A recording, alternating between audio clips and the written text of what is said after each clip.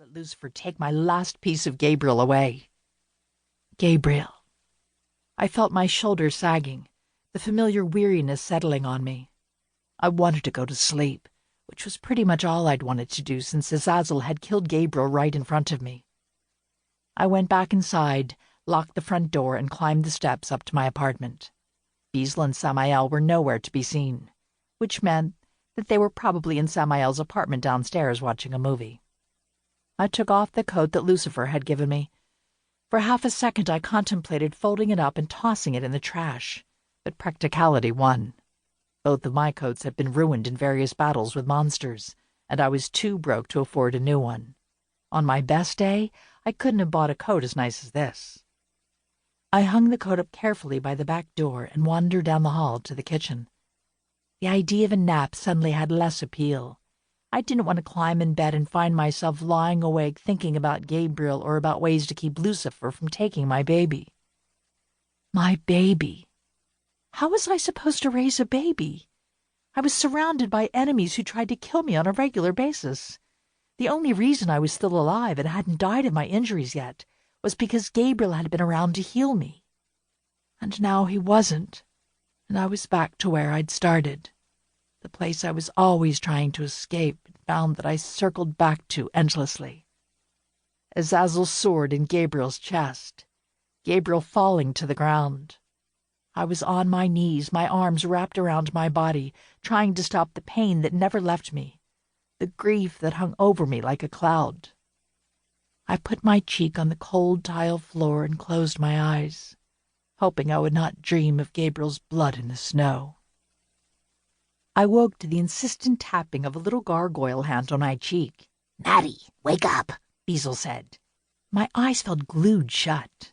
My chest hurt, like I'd run a long way taking gasping breaths of air. I didn't open my eyes or sit up. "Go away, Beazle." "You need to eat something," Beazle said. "It won't hurt me to lose a few pounds," I mumbled. "No, but it will hurt your baby." I opened my eyes. It was dark in the kitchen.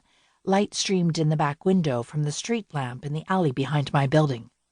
Beazle sat frowning on the floor in front of my face. "How do you know about the baby?" I asked. My voice sounded rusty and unused. "Gargoyles can see the true nature of things," he said gently. "I've known since the morning after your wedding night." "Why didn't you say anything?" I said, sitting up slowly. I was tired right into my bones. Beazle shrugged. "You had enough on your plate. Besides, I figured you'd find out soon enough from—" He trailed off. "Gabriel," I finished. Yes, I suppose he would have known. It was hard to know how to feel about that. Gabriel had probably figured out immediately that I was pregnant, just as Lucifer had. But he hadn't told me. "Will all the fallen know as soon as they see me?" I asked. Beazle shook his head. "They can sense children of their own line.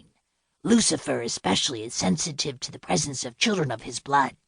Evangeline would never have been able to disguise Lucifer's children from him without Michael's help." Evangeline, my crazy ancestor who'd started everything by falling in love with Lucifer millennia ago. She'd been kidnapped by Lucifer's enemies while pregnant with his children. The archangel Michael had found Evangeline and convinced her that he could keep the twins safe from her lover's enemies. Michael had covered Lucifer's presence so thoroughly that the morning star never found the children of Evangeline, or the descendants of those children. Until he found me, daughter of Catherine Black, last direct descendant of Evangeline's line. He had other offspring, of course. I didn't know how many. 2 of his sons had been insane monsters, and they'd both tried to kill me. I wasn't in a big hurry to meet any more of Lucifer's progeny. "Wouldn't Azazel have known I was pregnant?" I asked. "I am of his line, too." "If he knew, it would only have made him angrier than he already was about your marriage," Beazle said. "He was never happy with your inability to fall in line."